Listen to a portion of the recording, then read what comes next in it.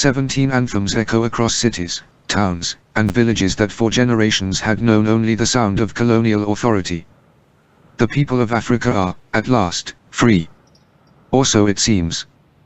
Thousands of miles away, in the cold marble corridors of the Kremlin in Moscow, men in grey suits are watching. They are watching very carefully. For the Soviet Union, this moment in African history is not simply a geopolitical development. It is an opportunity. A door swinging open on an entire continent that is young, hungry, wounded by colonialism, and looking for a friend. And the Soviet Union intends to be that friend. So begins one of the most ambitious, most secretive, and most misunderstood chapters in the history of the 20th century.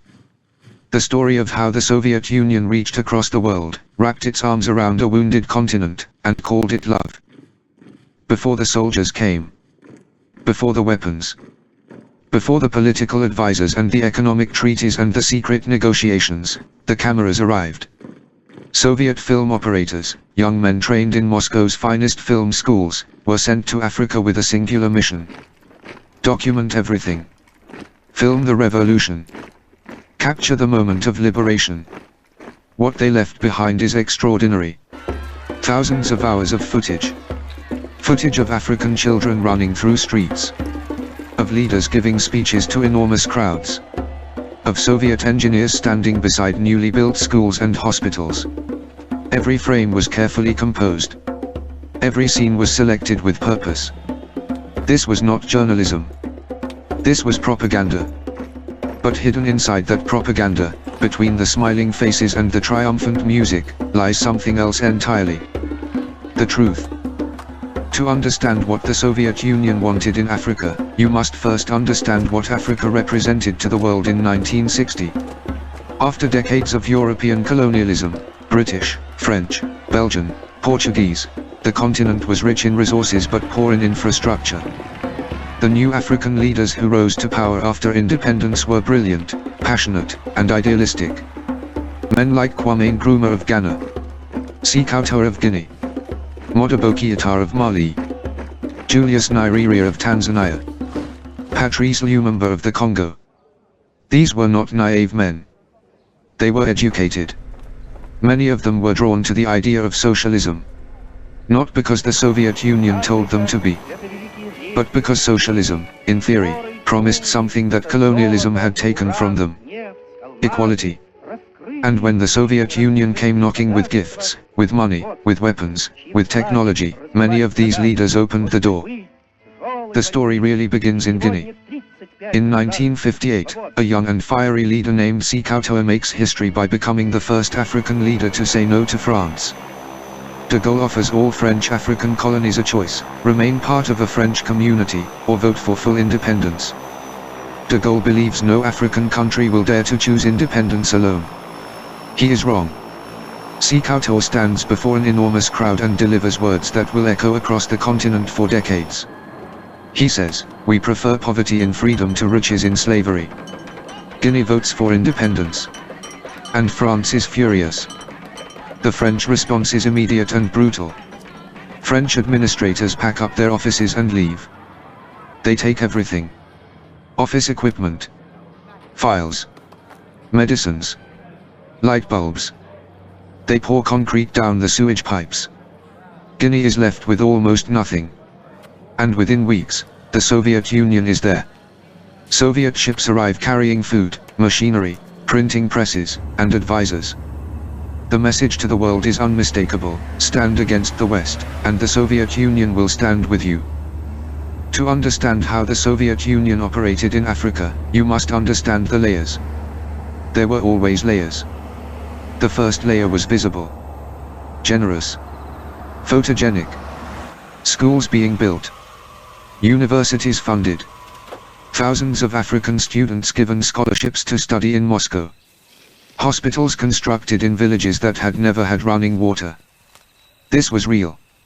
It genuinely helped millions of African people. But beneath that first layer was a second. Soviet advisors did not simply build schools. They taught in them. And what they taught was shaped by Soviet ideology. Children who could not yet read were learning to sing songs about Lenin. And beneath that second layer was a third. The third layer was military. Soviet weapons flooded into Africa throughout the 1960s and 70s. AK-47 rifles, artillery, aircraft, tanks. In exchange for Soviet support, many African governments were quietly expected to orient their economies, their politics, and their foreign policies toward Moscow. It was never spoken aloud. Not exactly. But it was understood. No story of Africa in this era can be told without speaking the name of Patrice Lumumba.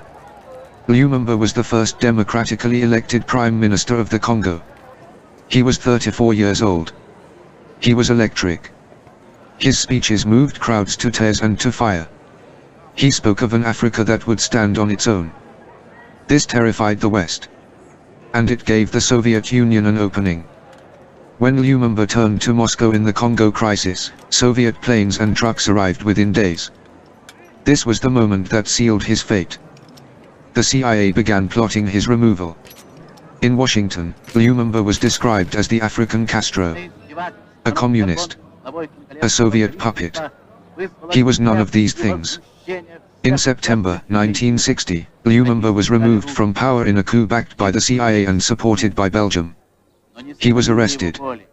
He was tortured. And on the 17th of January 1961, Patrice Lumumba was executed. He was 35 years old. Beginning in the early 1960s, thousands of young Africans began making a journey that their parents could never have imagined. They boarded planes, for many, their first time on an airplane, and flew to the Soviet Union. They came from Ghana, from Guinea, from Mali, from Somalia, from Ethiopia, from Tanzania. They came with hope. The Soviet Union had established Patrice Lumumba University in Moscow in 1960 specifically to welcome students from the developing world. The scholarships were generous. The housing was provided. The education was free. Many students genuinely benefited. But the experience of life in the Soviet Union was more complicated than the brochures suggested. Many African students arriving in Moscow encountered something they had not expected. Racism. In 1963, African students staged a remarkable protest outside the Kremlin itself, carrying signs that read, "We are not monkeys." The Soviet state was deeply embarrassed. The incident was suppressed in Soviet media. The cameras were not rolling that day. Kwame Nkrumah was the architect of Ghanaian independence in 1957, the first sub-Saharan African nation to achieve it. His dream was Pan-Africanism. A united Africa. A continent that would speak with one voice to the world. Soviet money flowed into Ghana. Soviet engineers helped design the massive Akosombo Dam on the Volta River. But Nkrumah's domestic policies grew increasingly authoritarian. He imprisoned opponents. He created a one-party state. He awarded himself the title of Asajifo, the Redeemer. By 1966, while Nkrumah was on a plane to Hanoi, the Ghanaian military staged a coup. He never returned to Ghana. He died in 1972. The Soviet dream in Ghana died with him. The year is 1975. Portugal releases its African colonies. Angola, after 500 years of Portuguese rule, is free. But freedom, in Angola, does not mean peace. Three armed movements turn on each other. What follows is not simply a civil war. It is a laboratory.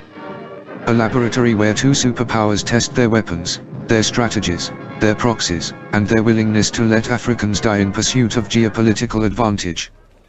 The Soviet Union sends weapons to the MPLA in industrial quantities. And Cuba, the Soviet Union's most loyal ally, sends soldiers. Tens of thousands of Cuban soldiers cross the Atlantic Ocean to fight in the jungles and plains of Angola. The Angolan Civil War, fueled by Cold War rivalry, would last until 2002. 30 years. 500,000 people dead. Millions displaced. Angola remains, to this day, one of the most landmine-contaminated countries on Earth. In 1974, Ethiopia experiences a revolution. Emperor Haile Selassie is overthrown.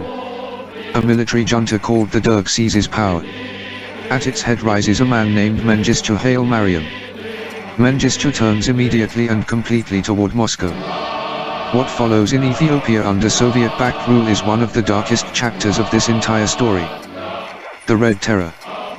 Between 1977 and 1978, Mengistu's government launches a campaign of mass political violence. Tens of thousands of Ethiopians are arrested, tortured, and executed. Bodies are left in the streets of Addis Ababa as warnings. All of this happens with Soviet weapons, with Soviet advisors, with Soviet money. Then, in the early 1980s, drought descends on Ethiopia. A famine of catastrophic proportions begins to take hold. The famine of 1983 to 1985 kills approximately 1 million Ethiopians.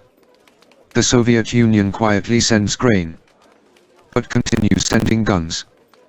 In 1975, Mozambique gains independence from Portugal.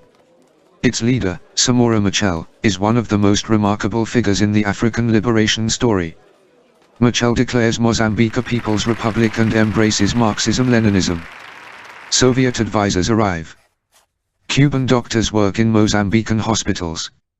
East German security services help train the secret police. Mozambique becomes one of the most ambitious social experiments of this era.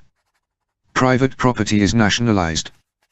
Communal villages are established across the country, modeled on Soviet collective farms. And almost immediately, the experiment begins to fail. Food production collapsed. At the same time, apartheid South Africa began arming a rebel movement called Renamo. A brutal insurgency began. In October 1986, Samora Machel's presidential plane crashes into a hillside inside South African territory, under circumstances that have never been fully explained. Samora Machel is killed. He was 53 years old. By the late 1970s, the pattern has become clear. African nations that allied themselves with the Soviet Union received genuine material benefits. Schools, hospitals, military training, international recognition. But the price of that alliance was paid in other currencies. Political pluralism was sacrificed. One-party states became the norm across Soviet-aligned Africa. Opponents were imprisoned. Sovereignty, that most precious thing for which so many Africans had fought and died, was quietly, incrementally, eroded. The Soviet Union did not colonize Africa in the traditional sense. It did not plant flags, draw borders, or name itself master. It was more subtle than that. More patient. More modern. It understood that in the age of decolonization, you could not own a country openly. But you could own its government. You could own its military. You could own its ideology. And in doing so, you could own its future. Let us return to the footage. Because there is something in those images that demands to be said. The Soviet camera operators who filmed in Africa were not all propagandists. Some of them were artists. Some of them were genuinely moved by what they witnessed. A child's face in a crowd. A moment of grief at a funeral. A farmer looking at his land with uncertainty. A woman carrying water who turns and looks directly into the lens with eyes that contain a whole world. These unguarded moments are perhaps the most valuable things in the entire archive. Because they remind us that this story is not really about the Soviet Union, or about the United States, or about ideology. It is about Africa. It is about Africans. Real people, navigating an extraordinarily difficult world, trying to build something better for their children in the space between two superpowers that cared about the continent primarily as a chessboard. By the mid-1980s, the Soviet project in Africa is beginning to unravel. The economic model that the USSR had promoted, state ownership, centralized planning, collective agriculture, has failed, visibly and comprehensively. Guinea under Sékou Touré is an economic catastrophe. His regime has imprisoned and tortured thousands. His people are leaving. When Touré dies in 1984, soldiers are dancing in the streets of Conakry. In Mali. In Benin. In Congo-Brazzaville. In Somalia. The story repeats. And in Moscow, something else is happening. The Soviet Union itself is in trouble. The war in Afghanistan is draining the Soviet military. The economy is stagnating. The system is rotting from the inside. In 1985, Mikhail Gorbachev comes to power. He knows the empire cannot sustain itself. And he knows Africa is a luxury the Soviet Union can no longer afford. The Soviet retreat from Africa in the late 1980s is as sudden as the advance had been in the 1960s. Advisors are recalled. Aid is cut. The weapons shipments slow, then stop. African governments that had built their entire political structures around Soviet support find themselves abruptly alone. In Angola, the MPLA government is told it must now make peace. Cuban soldiers board ships and go home. The war, deprived of its superpower fuel, continues anyway. Because the weapons are already there. The hatred is already there. The trauma is already there. In Ethiopia, the Derg regime collapses under the combined pressure of rebel movements. Mengistu flees to Zimbabwe in 1991, where he lives to this day. He was convicted in absentia of genocide by an Ethiopian court. In Mozambique, the civil war that had consumed the country for 16 years finally ends in 1992. Mozambique begins, slowly and painfully, to rebuild.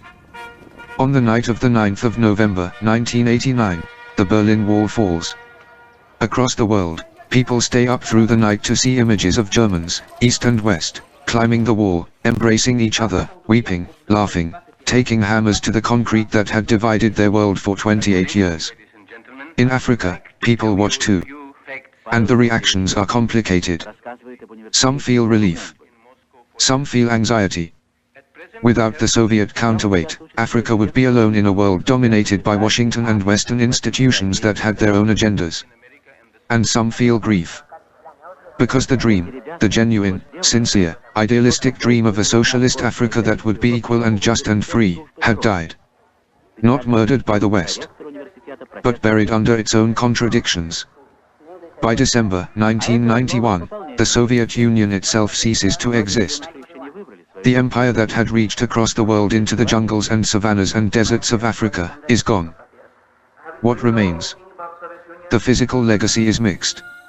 Some of the schools built with Soviet money still stand, teaching children who have never heard of the USSR. Some of the hospitals still function.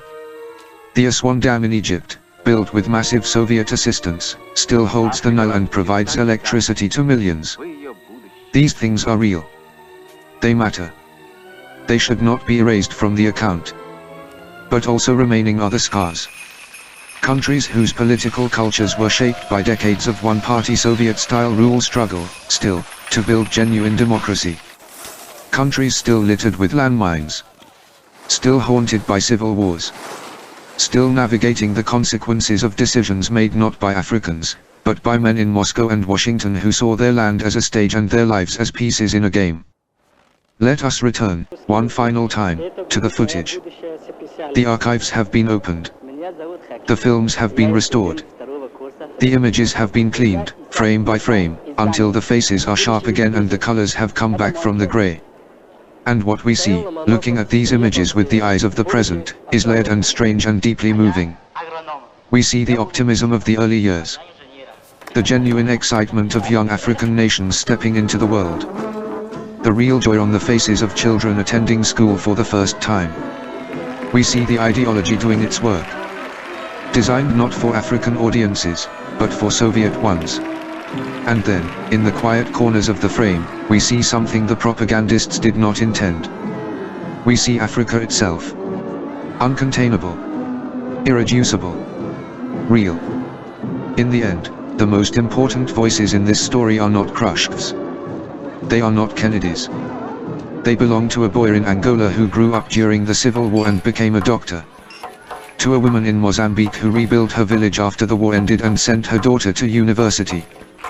To the students of Patrice Lumumba University who returned to their countries and became engineers and teachers and journalists and parents. To the families in Ethiopia who buried their dead during the Red Terror, and kept the names alive. Africa survived the Cold War. It survived colonialism before that. It has survived every system that told it what it was, what it should be, what it was worth. And it will outlast every power that has ever tried to own it. Как ты живешь? Because the continent is old. Здоров ли ты? Older than Rome. Older than Moscow. Получила Апофия. Older than the very idea of empires. Не холодно, And its people, still here. Still кем building. дружишь? Still dreaming. Вопрос. Still free. Их много в каждом письме. Родители есть родители.